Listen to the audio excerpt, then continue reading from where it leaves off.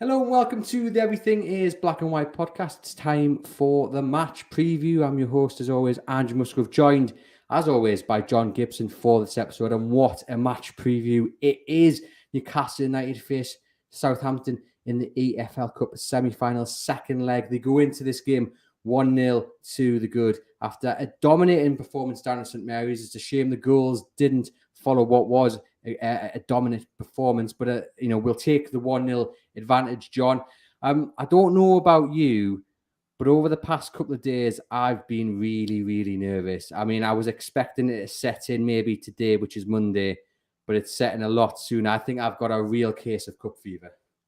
Well, yeah, I mean, my fever will come at Wembley when I'll be desperate for us to win, having watched about 4 successive cup final failures at Wembley. I think 74, 76, 98 and 99, yeah. Since I watched them as a kid win the FA Cup at Wembley in the 50s when I was a little bairn, I've reported for the Chronicle on 4 successive Wembley Cup final failures. So I think that's when my nerves will come in. To be truthful, and it might be frightening, and I don't want to push my luck, but I mean, I'm so confident about this with the Don't 1-0 say lead. that, John. Don't say that. Oh, it's a knocking bet. What we're talking about is not the Newcastle United that you and I have learned to fear over the last decade and a half. This is a totally new Newcastle United. Newcastle United don't do those sort of things anymore. They're 1-0 up. There should have been a lot more, but it keeps the match nice and bubbly and interesting, because if it would have been 3-0, it would have been good night, Irene, and it would have been a stroll, and it wouldn't have been so clever. We know the final now. The second legs haven't been played, but it's Newcastle v Manchester United in February at Wembley. We are 1-0 up from an away leg. They're 3-0 up from an away leg. Newcastle don't do defeats anywhere. They certainly don't do defeats at St James's Park. And they certainly don't do defeats against the side of the quality of Southampton. Newcastle, heaven forbid, and this would be the nightmare, Newcastle can draw and they're still at Wembley. Now, a draw would be a nightmare because we're much better than that, and we don't want to draw with Southampton. We want to beat Southampton, and we will beat Southampton. But Newcastle are going to Wembley. The real discussion then starts about how Wembley will go with Manchester United. But we'll leave that for a future day. I was going to say, I'm going to have to dive in there, because I can hear people already listening to this saying, let's not get ahead of ourselves. I mean, while you're saying you're super confident, I hope you're also about to say you're not going to underestimate Southampton here, because I felt they showed in those last 20 minutes of the second leg that, they can pose a threat. Eddie Howe won't be going into this game underestimating I was Southampton. going to say, Newcastle these days don't underestimate sides. That isn't their makeup either of Eddie Howe, of his coaching staff, or of the players. My concern always with Newcastle United these days, and it remains my concern now, is where the goals are going to come from. Defensively, we're mean and magnificent. By far the best defence in the Premier League. Stats, which I'm not normally a stats man, you much more so, stats prove it. And that is the one stat that matters, that we've only let in 11 goals all season in the Premier League. We've got the best defence. And by the way, we haven't got to get a lead this time. We've got the best defence and we've got a 1-0 lead. So that is... I'm confident. And you know what? Having had years, way before Ashley, years of Newcastle not winning something, I'm so comforted to feel confident. But while I feel confident, I realise you can't underestimate anything. For goodness sake, I went down with Newcastle United to Hereford when they were non-league part-timers and we lost. So we know what it's like to do the unforgivable, the impossible. But I just honestly don't see it. What I see is Newcastle's problem is scoring goals. And we've had 3 0-0 draws in the league out of the last 4 games. And it's always a matter of, are we going to score? Are we going to score? We have all the game. We missed a hat trick of headers at Crystal Palace. we missed a hat-trick of open goals at Southampton with shots that not just skimmed the crossbar, but went so high over the crossbar they went into orbit. I think they'll have arrived on the moon by now. And so we were worried about, will we score? Because we're giving up chances. And we did score eventually. That's terrific. Yes, we'll be talking about exactly the same thing tomorrow night. Where's the goal? Where's the goal? Where's the goal until it comes? And I'll repeat what I've said over the last 2 or 3 podcasts, Andrew, and that is that I want to see Callum Wilson and Miggy Stardust go back to what they were doing earlier this season very, very well, because we need them scoring goals again. Well, this is probably the key question: is does Callum Wilson retain his place in the starting 11? I would like to see Isak start, and we know Eddie Howe doesn't change a team unless he really needs to, but I just think Callum Wilson, his form is just not there. This is a 90-minute game. You know, I mean, obviously it could go at extra time, what have you, but this is like a one-off game. You need your very best players on top of their game, and you have a man in Alexander Isak who came off the bench, changed the game in the first leg. You know, he scored against Fulham in the dying moments. He looks sharp. He looks like he's ready to hit the ground and grab a few goals. For me, he starts on Tuesday against Southampton. What about you, John? Yeah, if I was picking the team, that would be true. I mean, we've scored 2 goals, and that's all, in the last X number of games. And he got one against Fulham, and he made one. He made one the other night for us to have the 1-0 lead at Southampton. I would start with him. I've got a suspicion that Eddie won't, because Eddie is loyal to players. He's particularly loyal when Newcastle are winning, and they won the last game at Southampton. And I've got a feeling that he'll probably go with an unchanged team and bring Isak on early doors. I would like to see Isak start instead of Wilson without a shadow of doubt. Eddie Howe might well take the line that this is the time to show loyalty to Wilson, to thank him for what he's done in the past and prove that I care about him. And the best way for him to start scoring is not having been dropped and brought on as a sub, but having been supported from the start, and he'll knock in a goal and then everything will change. I've got a suspicion it'll be an unchanged team and Wilson will start. I would certainly start with Isak and bring Callum on off the bench. Barry Collins says he agrees, John. He'll start unchanged, but we do have quite a few people in the comments watching live who would like to see Isak start. Roger Cook says much more time for Isak and will score. The kind of phrase says from Isak and Max, of course, and I think he was talking there about your comments earlier in the show. The other one is Alan St. Maximin. Again, comes off the bench, probably has his best cameo performance in a long while. He was taking the ball up the pitch when Newcastle were under a bit of pressure. Calls for him from some to start on Tuesday. Again, I'm one of those who actually says, yes, start him. I'd like to see him start. Newcastle go for broke, get a couple of goals in the first half, and then you just kind of sit back and you're not on the edge of your seat for the second half. That being said, I agree with you, John. I don't think that will happen. I think you've got much more chance of seeing Isak start. I don't think St. Maximin will start, despite my wish that he would. What do you think? I think he won't start, and I don't particularly want him to start. I've felt for a long time, and I've been a St. Maximin fan in the past, in as much as I can see his raw potential is absolutely huge. It's got to be converted from potential into an every match occurrence, because age-wise is no longer one for the future, he's a one for today. And I've just felt that recently, since that great game with Man City that was followed by his wonder goal at Wolves, and then that was it, I just feel body language has told me he's not a happy bunny.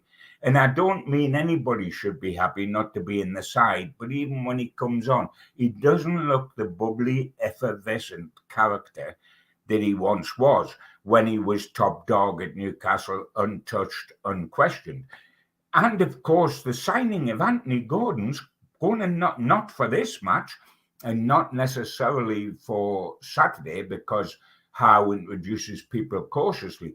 But that's going to put him back down the pecking order even further, because Anthony Gordon hasn't been bought to sit on the subs bench all day or to go on after St. Maximin. He will be pushing to play wide left in the league side with Joe Linton, who's loved by Eddie Howe as well as by all of us, dropping back into his old midfield role. And St. Maximin is further down the pecking order, and long term, not being this transfer window that's ending tomorrow night, but at the end of the summer transfer window, I wonder whether St. Maximin might be here.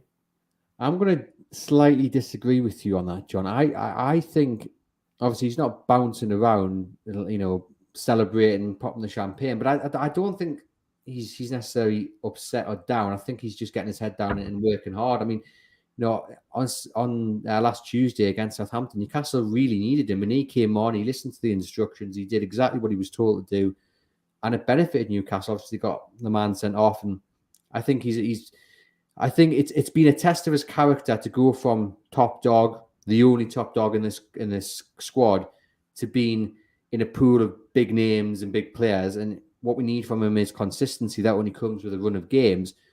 But I think he's handled it all right. I think a lot of players of his ability and reputation may have kicked up a fuss. They may have caused a bit of trouble. But I think he's just got his head down and just worked hard, which is a great sign and a great element to have in the squad. Yeah, and I know his people have been looking at the possibility of moving away. I know that for a fact, and have been talking very privately to clubs, etc., etc. Anthony Gordon is a direct further challenge to his position. I don't think anybody can pretend it's any other way, because Anthony Gordon's a wide player who's been bought for 40 million down and 45 million with add-ons. He's not going to be another. Eventually, he's going to figure very strongly in the team, the way Isak is in some way. And you've got Almiron and you've got Wilson, and it's getting lovely up there at the top end, and so it should be, because with all these people, we're still short of goals. And I was just talking, as I said to you, not just about the start tomorrow night or about the closing of the transfer window tomorrow night, but I'll be interested to see where St. Maximin is at the end of the summer transfer window. I hope he's here and playing magnificently. And the same with Gordon, and the same with Almond, because the more the merrier. And we're going to be in Europe next season, and we're going to lead an awful lot of bodies. But I'm facing facts. And the facts are that the future of St. Maximin, whether it's decided by Newcastle United or by Alan himself, buckling down and being in tremendous form, or saying, I've had enough, I'm off, it's going to be interesting. And for the moment, stay. I don't think he'll be transferred by tomorrow night at 11 o'clock. But it's going to be fascinating, especially with Gordon coming in. He's not a centre midfield player. He's not a right back like Ashby. He's a direct challenge to Allen. And that's terrific, because good players need challenge. Wilson's got Isak breathing down his neck. Both the wide players, St. Maximin and Almiron, have got Joe Linton and Gordon breathing down the neck. We want that. That's why we're concerned about midfield, because Shelby could well be going, and well, he is going. And then we've got three midfielders in Longstaff and Willock and Bruno, with perhaps Joe Linton dropping in there when Gordon comes in up top, or St. Maximin. But we're very shallow there. We need midfield. We're shallow in midfield. And we've got to double up everywhere, because we're building for Europe next year. Because unless we do a Devon Locke, who went all the way around, for the younger people, went all the way around the Grand National course, jumping in front, and then on the home run, suddenly collapsed for some unknown reason and went this and was passed and didn't win. Unless we do something like that, we're in Europe next season, and we need every player possible. a few comments here on the squad and on St Maximus. So Rob Hall says, if we get to Europe, we'll need a large squad of players. Sean says, if Maxi hasn't been playing his best, it's because he's been out for a while and been thrown back in there. He's been good, so you feel for Maxi. I wouldn't like to see him go. To coin a phrase says, I simply don't get the negativity towards Maxi, especially when he's out injured. He can affect the game when he doesn't. How can he affect the game when he doesn't play?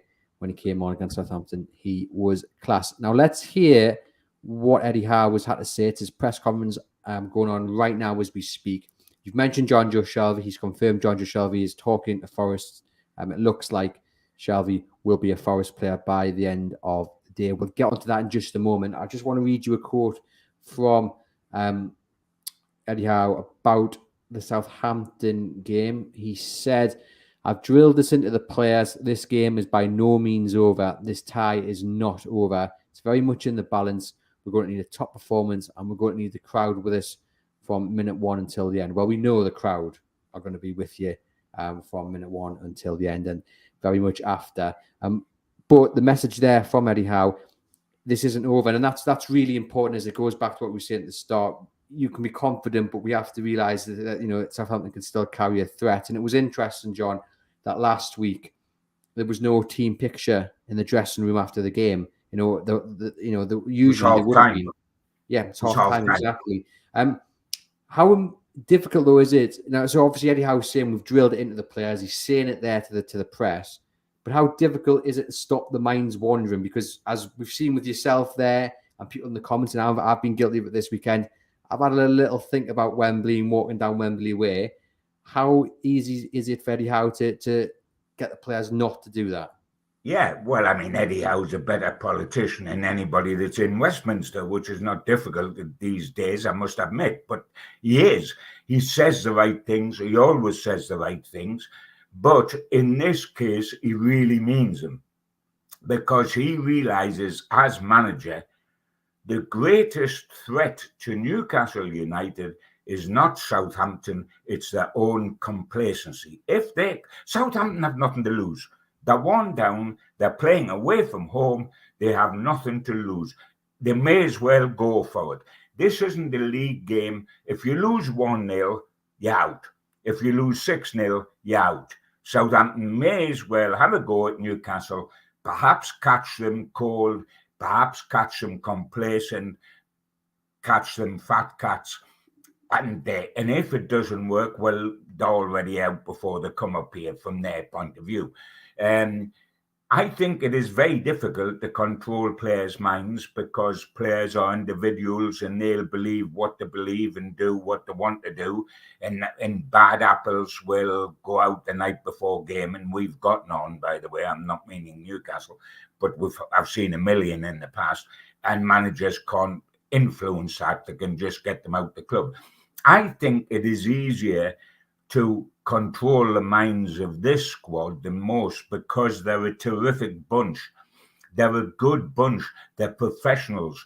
The new ones can see what can happen at this club, like Bruno and Trippier, and they bring their professionalism and their enthusiasm and their ability to the table. And the older ones, like Joe Linton and St Maximum and Shea and Almiron, they can remember what it was like 1 year ago. So they're going to buy into anything. They want this to keep going. They don't want this bubble to burst. And Southampton have got an hour and a half, and anything can go wrong. Newcastle could give away a penalty in the second minute. They could have a bloke sent off in 20 minutes, heaven forbid. But that is football. And then the whole complexion's changed, and Southampton are the favourites to go to Wembley. Of course it's true. Of course it's right what Eddie Howe's saying. And I think the message will get through. And that's yet another reason why I'm confident. I can afford to be confident because I'm sitting on the outside looking in. I'm not influencing what happens on the pitch. And you know what? I like to be confident. I'm not stupidly confident. I wouldn't be confident at 0-0 or 1-0 down, but it's such a relief to feel a bit of confidence after 20, 30, 40 years of not doing that. We haven't won a domestic trophy since 55. And also, Andrew, when we get to Wembley, that's the time to be nervous. You're facing Manchester United, a huge club, but we no longer fear them, mind, because we've gone to Manchester United and got a draw, and we've played all the top teams and haven't got beaten. But it's a one-off. And that's when I'll be nervous. I sat in 74 and watched us lose. I sat in 76 and watched us lose. I sat in 98 and watched us lose. I sat in 99 and watched us lose. We could easily go to Wembley this time and lose. I happen to think this is the best chance we've got of all those finals. Those finals, when you think of them, Andrew, we were second favourite in a 2-horse race in every one of those finals. We're not second favourite if we get to Wembley this year, and if Man United get to Wembley this year.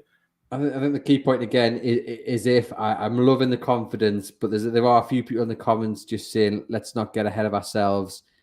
Sean saying we shouldn't get ahead of ourselves here. We need to beat Southampton. Yes, we have an advantage. Being at home at Southampton was a tough game. So I think there's a lot of people just trying to just not think too far ahead of themselves.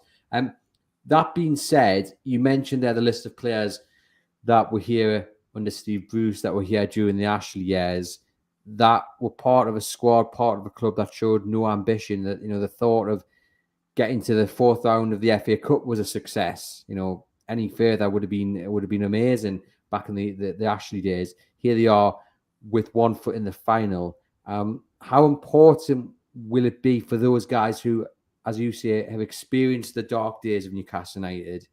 Can they help deliver a different kind of message to the new guys and kind of just paint the picture? These fans, we went along that journey with these fans for the last 5-6 years. It's time to properly stamp the new era in. Absolutely. I mean, none of us have forgotten that. They were desperate days. And I bet that Joe Linton and Shaw and Miggy Almiron, before the club was taken over and before Eddie Howe come in, never dreamed they could be anywhere near winning a trophy with Newcastle United. Never dreamed they could possibly play in the Champions League with Newcastle United, because that was an absolute impossibility. And believe you me, when Trippier and Bruno come to this club, we had more chance of going down than staying up. And they bought into that, and they fought tooth and nail, and they epitomise what the new Newcastle United's about. Everything about those two players are a plus. It applies to others like Dan Burn, etc. Of course it does. But nobody's got short memories. There's people like Miggy and Shaw will be telling the rest of the boys. People like Trippier and Bruno will be saying, when we come into this club, it was impossible. People like Pope went down with Burnley before he signed for Newcastle. That's why these players have their feet on the ground, because they've known the bad days and they've known them very recently. And that's why they won't get carried away, and they will see the job through. I'm convinced of it. Tomorrow night, they will see the job through. But they're not underestimating everything. They don't want to go back from where they were.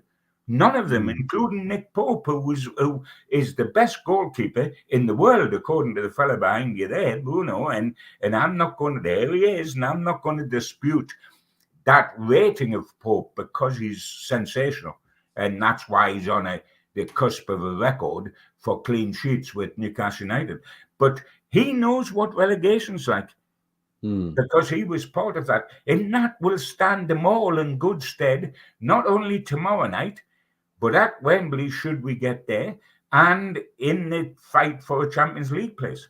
You've also got the likes of Longstaff and Byrne, Geordie fans, so they will be able to tell, the rest of the squad just what it means. This is more than a game. I'm sure they've done that already. Yeah, Terry McDermott's son working and the backroom staff as well. So there's all these Geordie connections, and of course, they'll walk out on Tuesday night. They'll see the flags. They'll feel the atmosphere, and if that doesn't push them over the line, then goodness knows what will. I assume, John, for you think Eddie Howe will pick an unchanged side if everyone's fit and good. I do, providing everyone's fit, and we never get a real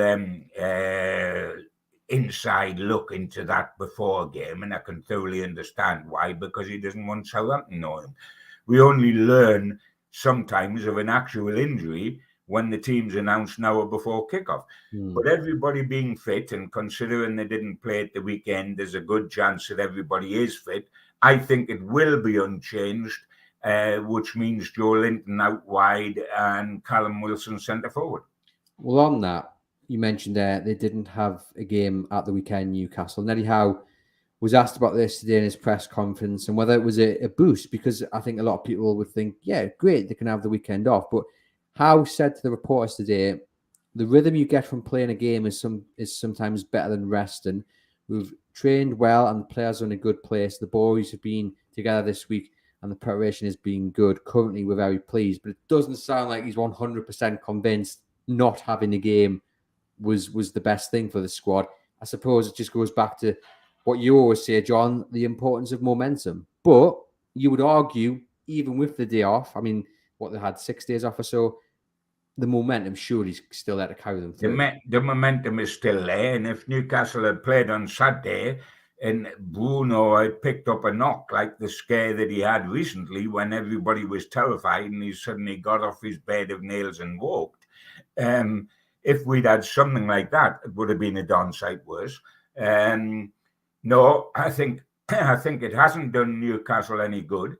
I don't go down the route that I saw somebody go down and say, well, Newcastle losing at Sheffield Wednesday is played into Newcastle's hands because it gives them a free weekend before the return with Southampton. I wouldn't easily dismiss the result at Sheffield Wednesday that way, and I don't think we went with an understrength team thinking we can get beaten, we won't have to play between the two legs of the semi-final.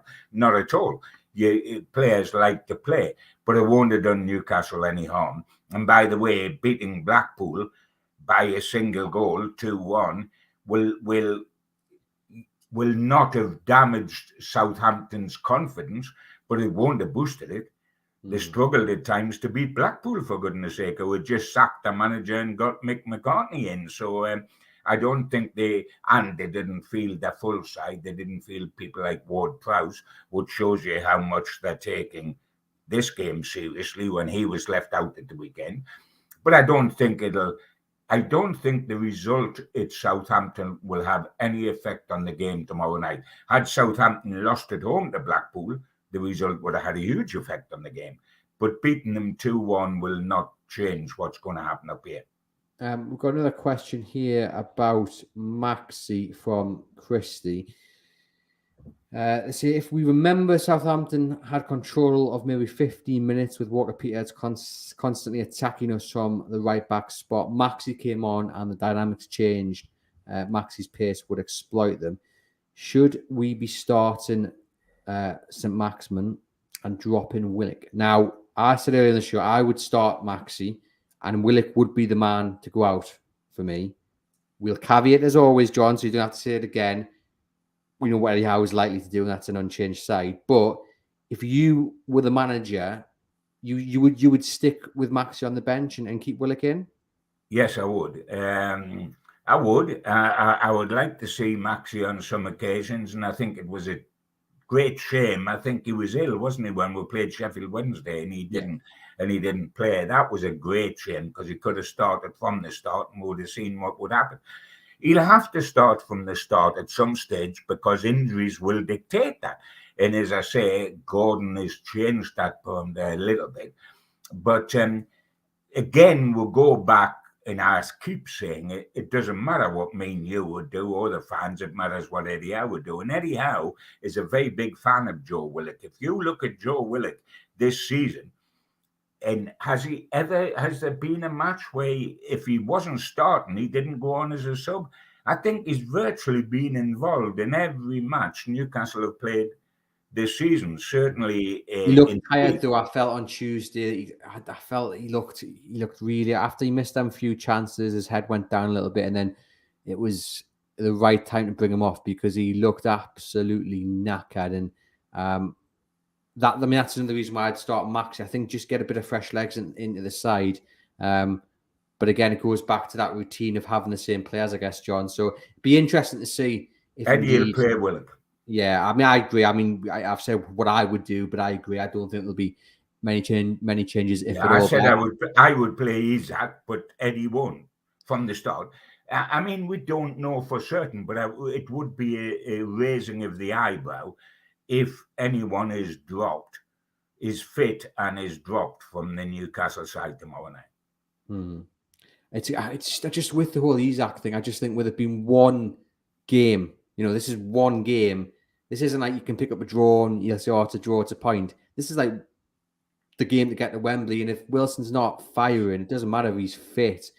He's just not firing. It's just not working for him. I mean, Isaac had more touches than him in the early half the time against Southampton.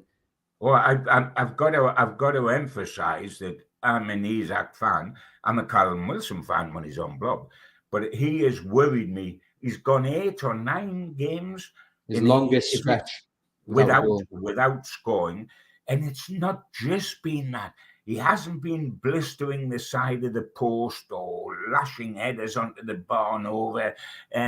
He has worried me over the last 2 or 3 games. He has genuinely worried me. He's looked lackluster. He hasn't been running the channels in the way that he normally does. He has worried me greatly. We need to see him come again. All right, Miggy hasn't scored for 5.5 games or whatever it is, but he looks inventive. He's still doing things going forward. He could do with a goal because that's always what the game's about, and it puts him into double figures, which is lovely for him because he hasn't done that too often. Mm-hmm. But you can see things in him that are reassuring. Wilson at the moment is a major worry, and it's how to get him out of that. Do you get him out of that by pulling him out of the firing line, letting Isaac go, and then introducing him gently as a sub? Or do you get him out of that by sitting him down, saying, "I believe in you"? I always remember talking to Shearer about Euro, whatever it was, when 96. In the 90s. When Euro 96, yeah. And Venables sat him down before the tournament and said, "Whatever happens, Alan, in this tournament, you will be my centre forward throughout this tournament." And Alan hadn't scored for England in a year and a half at that stage. Can you imagine that, Alan Shearer? And what happened? He won the Golden Boot in that tournament because he couldn't stop scoring. And he always said that the reason for that was that conversation with Venables. He went out of the room feeling 10 foot tall, although he wasn't scoring, and said, "The manager thinks I'm the best around. I'm going to prove I am the best around." So it's interesting. It's psychology. And this is how's into all this, how Revels in this situation. So we'll wait and see what happens. But I have a genuine concern about Callum, and I'm desperate, whether he comes on as a sub or he starts, I'm desperate for him to get a goal. Are you ready for the most Eddie Howe-like answer to the Isaac Wilson question? Are you ready, John? Because he's been asked it. Yes, of course he is. We'll know his answer. Go on. He said this morning to reporters, "I've certainly got decisions to make in a few positions, and that is great from my perspective that we have competition building. We're looking and analysing training as well. I've got a big call to make." Has he ever said anything like that before, Andrew? I'm not certain that he has. Oh, yeah, I think he's a great diplomat, and well done him. But that tells us absolutely nothing whatsoever. I guess what you take away from that, we know that if the big decision needs to be made, he will not be afraid to make it, and that is refreshing that he's not afraid to make the big calls. Let's talk about then transfers, John, because obviously Newcastle have signed Anthony Gordon from Everton for a reported £40 million fee, rising to £45 million with add-ons. They liked him in the summer. There was interest there. They've gone back in from this time around, beating Chelsea to sign as well, and got him for a lot cheaper, it would seem. Chelsea were quoted for £60 million, so they've managed to get him for a better price. Your thoughts on him? He's split opinion on social media. Some worried about his attitude. Eddie Howe, Steve Nixon, Dan Ashworth, clearly they've watched him, they've done the homework, they've clearly liked what they've seen. In fact, I'll read a quote from Eddie Howe because, of course, he was asked about Gordon today, and he says, "I believe he will fit our style of play. He is an incredible athlete and has the ability to run box to box at very high speed. I think he has the athletic durability that we want in our wide players. He has the passion that the fans will feed off, but Anthony will have to earn that support. I think there's a lot of interesting things he actually says there. For I know we always say Howe doesn't say too much, but you've got him out there, wide players, so that's a big hint to where his main position will be. He's talked about the passion, and he's just said to him, right, you come here, big money signing, but go and earn it. You know, you're not gonna win these fans over straight away. Are you happy with the signing? Where do you lie on it? It's an interesting and intriguing signing. The first thing I've got to say, in my opinion, the best thing Anthony Gordon's got going for him is the fact that Eddie Howe loves him as much. Because Eddie Howe has turned rank and file players like Almiron, Joe Linton, Shaw, to a certain extent, Longstaff, into quality players. He has done the impossible. The impossible, as far as I'm concerned, Almiron and Joe Linton, superstars who were very average, and talk was of them going out the club. Shaw was a walking mistake and looks the best ball-playing centre-half around the Premier League now. And that's what he can do with a player. And for me, the best thing with Anthony Gordon, it's going from, is the fact that Howe has wanted him so much. Howe has driven this transfer. There's no question about that. He always has an input, etc. And Dan Asher has an input, and Nixon has an input, etc., etc. And the board have regarding the fee. But he has driven this. This is the kid he wanted, and he's watched him for a long, long time. He's very quick, he's very direct, and you know what? He's a worky ticket. And Eddie, who looks like a choir boy and should be singing the song from the Snowman, is actually an iron fist and a velvet glove, and he loves that in a player. Now he loves the aggression. I mean, Gordon came up here and went out for Everton against us at St James's Park and was hated by our crowd because he was a worky ticket. They will now love him because he's our worky ticket now. And we like worky ticket players because it shows the care. We like Craig Bellamy, who was a worky ticket. Lee Bowyer was a worky ticket. Worky tickets are okay if they're our worky tickets, not the other side's worky tickets. It shows his enthusiasm. It shows his bottle. It shows, there's two worky tickets. You'll not get Trippier standing off anybody, although he's not the biggest lad in the world. And Gordon's playing away there. So, that tells you an awful lot. That is now on our side. I haven't been wildly enthusiastic about the signing because I've been a bit not keen on the way that he left Everton and a bit not keen on his last appearances for Everton. But there's a reason. He's a young boy.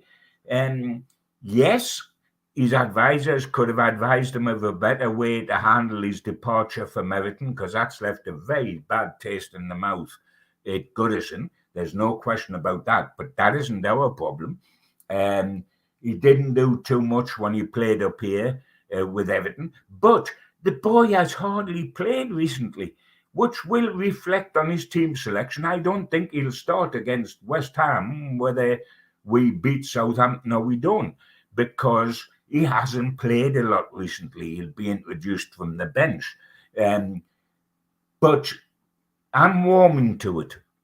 If Eddie Howe wants him as much as that, then the lad's got a chance. If we talk about people not liking his attitude, it's because he's forced his hometown club to sell him, and that didn't look good. But it's why we've got him, and it's looking after his career. And if he shows the right attitude for us, his style of play does fit in to Eddie Howe. He's quick, he's courageous, he closes down fast, he presses well.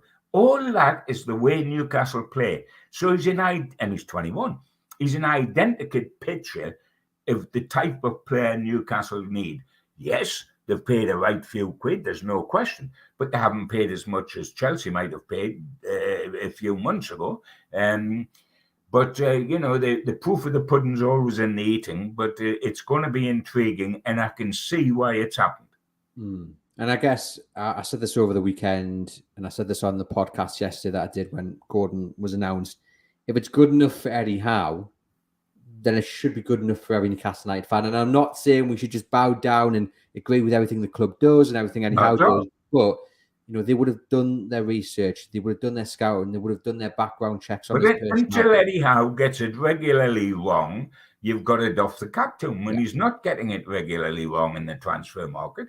And that's exactly what I was saying. And if you had to pick an identikit, without putting a name to it, an identikit forward to sign for Newcastle that's young and is going to have a long future, he would fit in as the high presser, the quick player, the man, the spikiness of the guy, etc.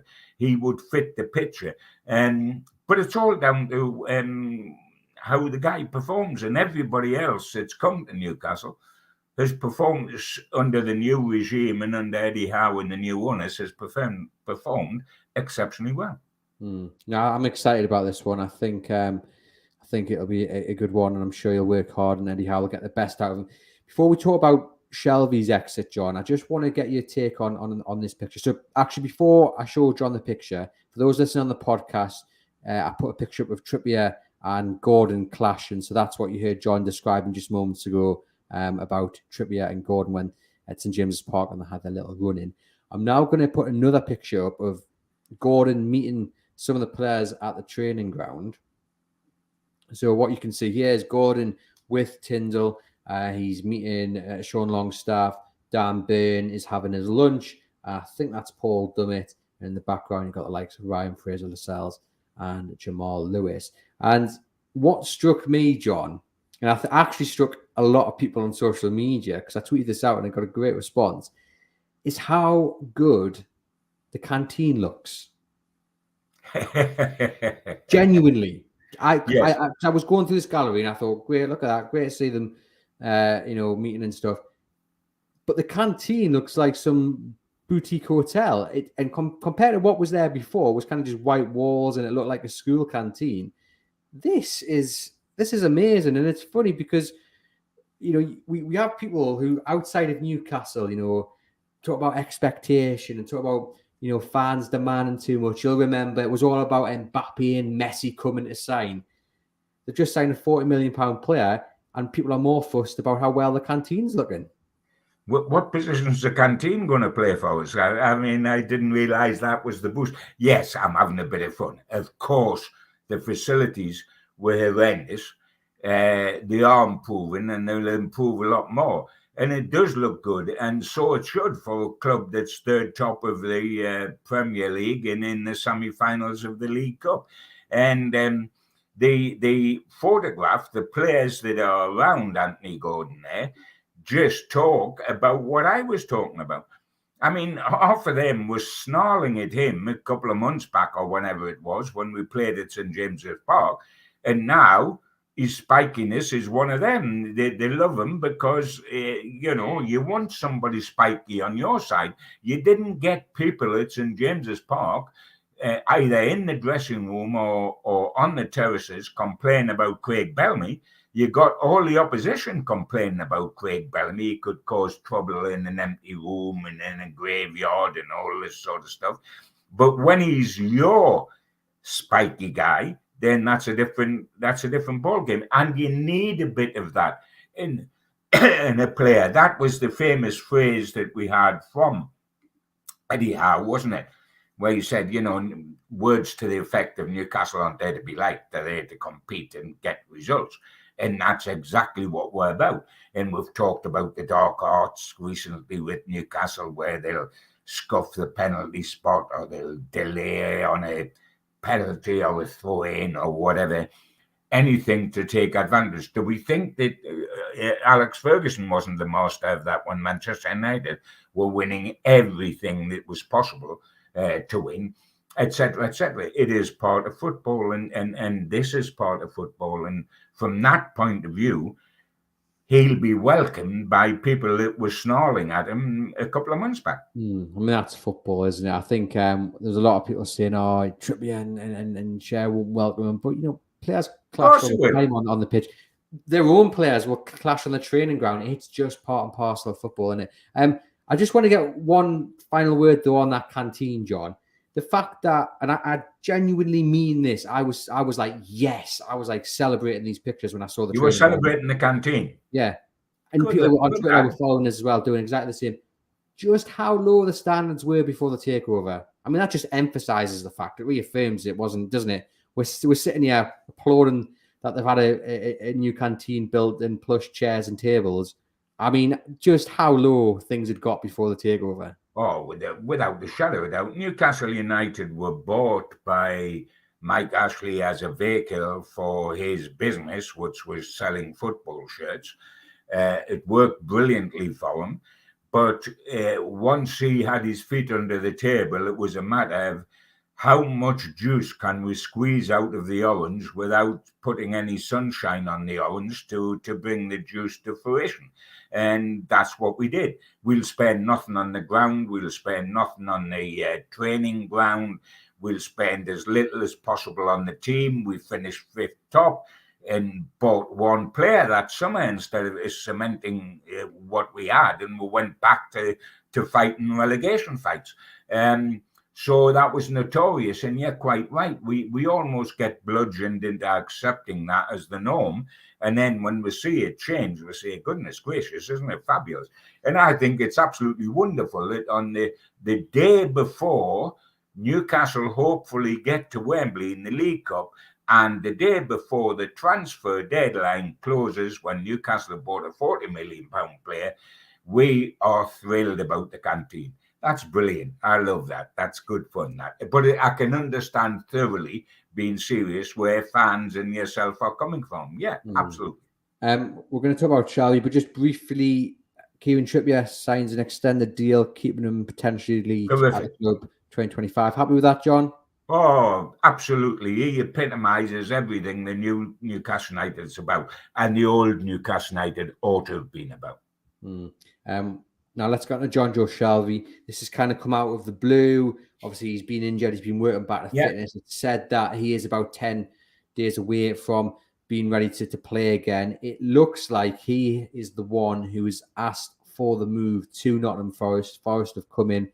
Looks like they're going to offer him a good deal and, a good wage as well. So let me read some quotes from Eddie Howe again from his press conference. So Eddie Howe said this morning, and we are recording this, so it is currently 11:15. So, of course, if you're listening later in the day, Shelvey may or may not be a Forest player by then. We expect he will be. But this is what Eddie Howe had to say. I believe John Joe's talking to Forest. I don't know what stage it's at currently. He's been a huge player of this football club over the last 7 years and been an important part of my squad. I certainly don't want to lose him, but I understand the player's wishes with his contract coming to an end. Of course, his contract is up at the end of the season. He does have an extension clause, but he has to meet certain criteria, i.e. play a certain amount of games. It doesn't look like that's going to happen. So you can understand maybe while he's gone away or has to go away. More from how he says it would be very difficult to keep John Joe currently with where he wants his career to go. You can keep players that want to leave, but you have to take every situation independently and try and judge everything. It's a very difficult situation because from a football perspective, I definitely want to keep John Joe, but there's this situation to think about. Now, the big question is, John, letting John Joe Shelvey go, I think is a massive gamble at this point. I can understand the business side of it. Say it's 10 million. I can understand Shelvey coming and saying, I want to go because I'll be guaranteed first team football. I get a nice bump my contract. But from a Newcastle point of view, even though he hasn't played for a long time, they're already short in that area. Letting him go is a massive gamble because they are one injury away from a Bruno, from a Longstaff, from potentially playing Elliot Anderson in the middle, which he might do a good job, but you're chasing top four football. You need that senior pro in there. And I think they already needed one before Shelvey goes. If he goes, I'd argue they need two. They're not going to get two. They might not even get one. it's a massive gamble, isn't it? Yes, but it may be. It's exactly the same massive gamble as letting Chris Wood go to exactly the same club when we haven't got another centre forward. I do think, taking it first and foremost as a piece of business, I do think both Chris Wood and Joe Shelby are yesterday's men as far as Newcastle's concerned. And I mean that when they were here. Newcastle have moved beyond both Shelby and Wood as first team regulars at Newcastle. We're better than that now. Maybe when we're in a relegation fight last season, certainly when we're in relegation fights under Ashley, then these fellas can be important. These fellas aren't starters in a team that's third top of the Premier League and about to go to Wembley in the League Cup. They're not good enough at this stage of their career for that. So from Newcastle's point of view, both players are expendable, and from both players' point of view, they're better off going and being a big noise in a club at the wrong end of the table, which is what they're doing. I take totally your point of view that it can leave was short in particular positions. But when was the last time we had John Joe Shelby regularly available to the first team? He's been at the back end of last season, at the beginning of this season. He's been regularly injured, hasn't he? He hasn't been around to be the cover that we want. And we don't know what stage we're at.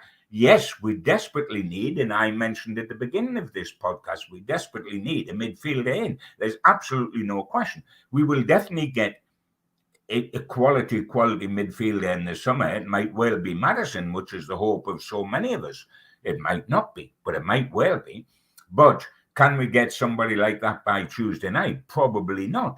And then, as I've already said, we are beginning to run on 4 players for 3 positions with Bruno, Longstaff, Willock and Joe Linton.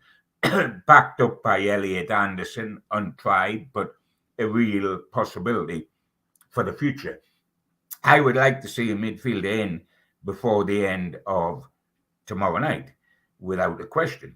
But I'm not going to cry over John Joe Shelby going, or the same way as I didn't cry over Chris Wood going. And it would seem, by the way, that Nottingham Forest hoover up anybody at all that can get. This must be the 25th signing, John Joe, that they've made this season. Can you imagine? We were supposed to be the club that had far too much money and would go silly in the transfer market and throw money about like confetti. It's been Forest that's done that. And, if you want a club now, give Forest a ring and say, look, I'm looking for a transfer. Are you interested? And the answer will be yes. They will be interested. Yeah. I can see what they're trying to get with him. I think that Wood and Shelby have had to leave this club. The only thing to be that anybody would discuss is whether the timing's right or whether Newcastle have not got a replacement in to then let them go and left a bit vulnerable. But on terms of ability, I've got no problem. I think they're yesterday's men in the rebuilding of Newcastle United. The problem is, as you say, you could get easily exposed at centre forward and easily exposed at midfield. It would only take a couple of injuries, or perhaps only one injury, or one suspension. And Joe Linton collects bookings like confetti these days. And then we're in trouble. So, yes, there is that vulnerability. Sean says, Shelby being the lad he is if he wants to go. He isn't the lad likely to be a worky ticket, so there's no point having players that aren't getting games. I agree he's a good player and we'll miss him, but we need to look ahead. He is injury prone, so let the lad go. The fact that Howe isn't standing in his way, Shelby looks like he's the one that's manoeuvred this. It shows again the importance, I think, of having how only wants players who want to be here. And he's not slating Shelvey. He says he's going to be sad to see him go. He doesn't want to lose him. He would never slate a leaving player. Name me one player that's left Newcastle that he said the mildest criticism of. He won't. And by the way, I don't mean that sarcastically. I mean that's one of his great strengths. He doesn't hang you out to dry publicly. So what happens then in terms of cover for the midfield? We've mentioned Elliot Anderson. His preferred position is a more central role. He's been unlucky with injuries this season. Do you advocate Eddie Howe saying to Elliot Anderson, right, you're going to step up, you're going to be the man behind the chosen 3 or 4 at the moment? Do Newcastle go into the loan market? They've been linked to Sander Berge, the Sheffield United midfielder, who I really like. I think he's a really good, solid midfield. I'm surprised no one's coming for him. Actually, I already nabbed him from the Championship. 24 years old, defensive midfielder, can really put his foot in, but can pick a pass, knows where the net is as well. I like him. I think that would be a good move. But I do think that would be a bit of a surprise and one. I know they're under a transfer embargo and what have you.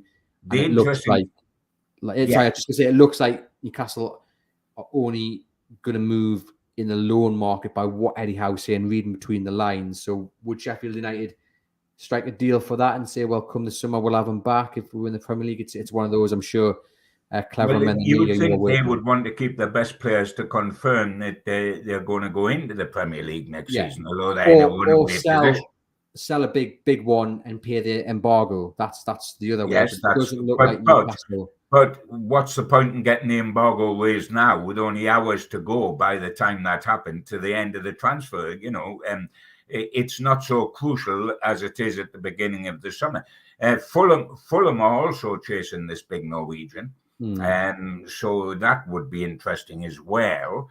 It shows that Newcastle are alert to this, as they ought to be, and it's easy for a blind man to see what Newcastle need in a midfielder to replace Shelvey. We were short there when Shelvey was staying here. We were still short of a midfielder, and it would be nice to get somebody in before tomorrow night, albeit on loan, just so that we've got the extra bodies. Anderson will move up automatically because of Shelvey in the pecking order, in the same way as St. Maximin can move down because of Gordon. It just happens automatically in a club, doesn't it? So Anderson will have a big part to play in the run into the season, because he could very well be very necessary. And he is going to be a top player, but it's putting a lot on his shoulders if he's got to come into a side for any length of time between now and the end of the season, a side pushing for the Champions League. And you know, if we get to Wembley, I keep saying if now for you, Andrew, of course, if we get to Wembley, who knows? I mean, for goodness sake, we could get an injury before Wembley to a midfielder, heaven forbid. But yes, there's that. It would be nice if we got the Sheffield United guy in on loan with a view to a permanent deal at the end of the season. We could certainly do with somebody. We are running. If you go back on our podcasts, I mean, I've been talking about the midfield position for a while, wasn't it? Long before Shelvey was going. And Shelvey's been living on borrowed time in the same way as Wilson's been living on borrowed time. It's just the timing of the exit, which is interesting. But Nottingham Forest will always make it difficult for you to keep players, because they just come with a load of pound notes, and both for the player and for the club, because they just sign in the hope. They seem to sign 24 in the hope that 11 of them will be half decent. Yeah, it's an interesting story. I'm just going to check. You said Wilson. Did you mean Wood? Or was Wilson? Sorry, I meant Wood. Yes, I meant Wood. Just before we start getting letters written to it. Yes, absolutely. I meant Wood. Yes. You said there, Anderson, getting thrown in. He's 20 years old. Gordon's only a year older. I know he hasn't had the same first team experience, but hey, he's clearly a talent. So maybe this is his moment. It's his time. There's also a couple of players at Chelsea that I think if Newcastle weren't doing so well in the league, ahead of Chelsea, you could potentially see, the likes of Loftus-Cheek or Conor Gallagher coming in and filling that role on loan. But Chelsea aren't likely to lend. No, they're not going to give with them on loan, are they? No. If Newcastle, John, don't sign anyone else and it's just Gordon, and I think, because we know... Well, they'll sign Harrison Ashby, of course, the young right back from West Ham, but he's more for tomorrow than today. Yeah, in terms of a midfielder or forward. So, I mean, Eddie Howe was asked a replacement for Shelby. He said, we'll see what we can do in the market to see if we can bring someone in terms of permanent signings. That would be very difficult, but we'll look for a loan situation. But it has to be the right player, and that's the key. It has to be the right player. We know the standards they set off the pitch in terms of attitude and temperament. That's not easy. That to find a player that fits that is not going to be easy, especially in the lower market. So I could see them going without anyone coming in. If that happens, give me 1 out of 10 for rating the January window. Well, you're right. Of course, Newcastle won't be just starting from today saying, who will we get on loan? Yeah, they'll have a list. Because they've had a list of midfield players, right backs, centre forwards, wide players for weeks and months. They've had the pecking order list, and they just refer to that and bring one of them up the list, which is what happened with Gordon and what's happened with Harrison Ashby. So they're not starting from scratch now, but they're starting from scratch in terms of trying to complete a deal with only 24 hours to deal with it. The transfer window, as far as people coming in concerned, is been pretty good. As far as going out's concerned, it's just whether we've taken a risk with the two guys going to Forest. And numerically, without question, we have taken a risk. It'll be better to sum up at 11 o'clock tomorrow night, because we could well have somebody else in for midfield by that, which would change the whole complexion of everything. I think we'll also have somebody out, because Darlow will go to Hull City, by the way. That deal will happen. Confirmed that Eddie Howe's press conference. So, Eddie Howe's confirmed that Darlow will join Hull City after the semi-final. No question about that. That's already a done deal. So that changes. But mind, we had 5 keepers. We had to get a keeper out. Just before I ask for I'm going to ask for your score prediction, John, because there's no point asking for a result prediction for this game. I just want to read you something that the Southampton boss, Nathan Jones, said about how they're going to approach the Newcastle United game on Tuesday. So he said, it's just about being the best version of ourselves. We'll go there with a game plan. We'll go there to try and be as positive as we can. We know we have to win the game. We can't go there and be caged or anything. I think that could play into our hands as well, because they're a good side, a fantastic side, but it's evenly poised. We're not going there 3 down. It's a real mountain to climb. What we've got to do is start well, be positive, and try and get the first goal. Now, it sounds like they're going to come out bang up for this. They're going to try and go and get that first goal. Does that play into Newcastle's hands? Well, first of all, it's going to be there. Yeah, first of all, they can't do anything else. This is a knockout competition, and they're already 1 down. It's not 0-0, which it normally is when you start a match at St James's Park. They're already a goal down. They've got nothing to lose and everything to gain, but they're not good enough for it to gain, I think. I mean, he's talked a good fight. Now the difficulty is going out and implementing it from Southampton's point of view. They are still bottom of the league, and they're still 1 goal down, and they're still playing away from home. So the task is monumental for them. They'll have a go. Don't give free kicks around the edge of our box away, because Ward-Prowse will beat even a goalkeeper of Pope's ability on occasions, because it could turn out to be the showdown between the free kick specialist, Trippier, and Ward-Prowse, who gets the free kicks around the box and who sticks it in the back of the net. I hope it doesn't come to that. Nathan Jones is saying what he's got to say. He's facing a monumental task. It can be done, but it can only be done if Newcastle United allow it to be done. That's the bottom line. And I don't think this Newcastle United are that sort of side, either in organisation, in a mental approach to the game, or in any other way. They're not the sort of side that does that. And I don't, last year when Trippier was in the side, they'd lost at home to Cambridge in the FA Cup before the rising from the dead. Newcastle were quite capable of going down that route. I don't think they are now. I think one of the reasons why happy and quite confident is not just because man for man, Newcastle have got the better players, but they've got a terrific attitude to the game. They've got a terrific work ethic. They've got a terrific camaraderie. They are all the things that, if you're lacking in them, bring a giant killing. And in a way, this would be a giant killing. If the team bottom of the league and one down come in a semi-final in Newcastle and get to Wembley, that's a giant killing. Newcastle, the current Newcastle squad don't fit into that. And I would be absolutely staggered if it happened. I think it won't be a stroll in the park.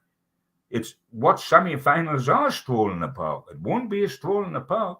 But I do think at the end of the day, our dream will become a reality that we're at Wembley. Then comes a whole different ball game in winning at Wembley. So Roger has said he's going to go for a 2-1 win tomorrow night. He reckons Southampton will get a free kick. Just before I ask you for yours, John, just read their report that Sander Berge is on the verge of joining Fulham for a £20 million deal. So maybe that one isn't going to happen for. Yeah, I mentioned that Fulham were in for him, and I think that was a bit too far down the road for us to be able to pull it back, especially with a loan deal. You know, it wasn't going to happen with a loan deal from the kids' point of view. Yeah, Roger's had a change of heart. He says, no, I'll ignore that, actually. I think they'll win 2-0 Newcastle. So there we go. John says, I think we'll reach... John Askew says, I think we'll reach Wembley simply because we're a better side than them. 2-0 to Newcastle. John, how's it going to go? Exactly, that score was what I was going to say before the two boys went up online there. I don't think they're capable of scoring outside of Ward-Prowse, which is always a massive, massive danger. I'm also hugely anxious that Pope doesn't let in a goal because he's only got to keep 2 clean sheets to equal the record set 14 years ago by Van der Sar at Manchester United for successive clean sheets. If he keeps a clean sheet against Southampton and a clean sheet against West Ham, he's equaled the record. And then if he goes to Bournemouth and gets another clean sheet, he's set an all-time record. And I would love him to do that. I think he deserves that. I think the back four deserve it for the way they've helped protect them. And I think we'll win 2-0, which will make it 3-0 on aggregate. As I've stressed, it will not be a walk in the park because Southampton are a Premier League club, at least for the moment. They have some reasonably good players. They've got an outstanding player in Ward-Prowse. And it's the semi-final of the Cup, for goodness sake. It's all or nothing. They may as well, the whole lot of them, have a real go because they'll not have a better chance of getting to Wembley than they have purely and simply because it's a semi-final. But they had to do it for me in the first leg. They coming up here all those years ago, 1976, when I was sitting in the press box following Newcastle. Newcastle lost 1-0 to Spurs down there. And we came home having to overturn that and certain that we would. They have to overturn a 1-0 deficit, the same as Newcastle did, but they're not at home, they're away. They've got to come away and turn over a 1-0 deficit, and they won't do that. 2-0 to Newcastle. Well, we'll take that. I agree. I think Newcastle will win. I'm going to say 3-0. Well done you. Well, and for somebody that was a bit nervous, you've come out well in the end, Andrew. Nervous, yeah, you've persuaded us. I think Dan Burns going to grab one. I think Isak's going to grab one. And Miggy, little icing on top of the cake, you'll get the other one. There we go. I've even given you some scorers as well, John. You'll be telling us who's taking the corner kick for Burn to score next. I mean, you're really going into detail there. Well done you. And just before we sign off, you'll be pleased to know that we've launched a second fan club for a Newcastle United player. Aaron Stokes is going to chair this one. It is the Nick Pope fan club. I know you weren't too keen on joining the Miggy fan club. What about the Nick Pope fan club? Already in it. Already in it. There we go. Yeah, absolutely outstanding. If he was here long enough, he would be the greatest Newcastle goalkeeper of all time. But the only thing that's against that is that Shay Given was here for so long and was magical for so long. That would take some overhauling. Yeah. But he is right up there with the very best in our history. There we have it. Well, this has been the Everything is Black and White podcast. Thank you very much for tuning in. Please remember to hit that subscribe button on YouTube or the follow button on your podcast provider and leave us a rating and review. Head over to chroniclelive.co.uk where you can keep up to date with all the latest Newcastle United news, including a dedicated Transfer Live blog and, of course, all the build-up to tomorrow's second leg semi-final against Southampton and our dedicated live blog of the game as well, which we'll be getting underway from mid-afternoon on Tuesday. And we'll be covering all the deadline stuff as well. Me and Aaron will be back here in the studio after the game tomorrow. It's going to be a late one, but hopefully we'll be celebrating a Newcastle United win and securing that place in the EFL Cup final. John, all that remains to be done. Give me a good luck message for the lads tomorrow. Lads, you don't need good luck. You just need to do what you've done all season. One defeat against Liverpool. I don't include Sheffield Wednesday because our reserves lost there. You go out and do it, get us to Wembley, and then make a very old man very, very happy, because I've waited an awful long time, since 1969, to see Newcastle win something. This is the chance. Do that, qualify for the Champions League, and you can walk on water. There we have it. Here we go. Good luck, lads. Thank you very much for tuning in.